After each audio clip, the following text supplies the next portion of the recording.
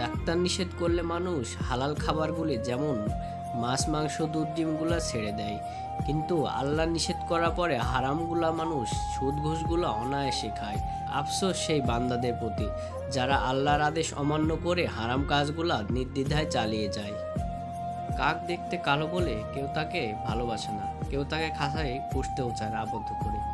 ঠিক তেমনি মানুষ মুখে যতই বলুক, আসলে কিন্তু সবাই মনে মনে সাদা চামড়াটাই খোঁজে।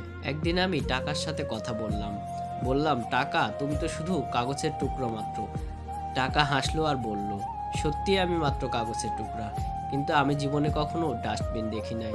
ঠিক তেমনি আমাদের সমাজে কিছু মানুষ আছে যারা দেখতে নগণ্য হইলেও তাদের উদার কর্ম দ্বারা তারা মানুষের মন জয় করে রাখে। আমাকে চিনতে পারলে ভালো, না চিনতে পারলে আরো ভালো, কারণ আমি সবার জন্য নয়। ছেলেদের আপন হলো একমাত্র টাকা। টাকা যদি না থাকে তবে ফ্যামিলির কেউ তাকে ভালোবাসে না, সবাই তাকে পর করে দেয়।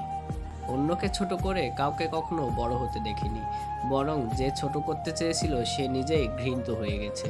এটাই বাস্তব।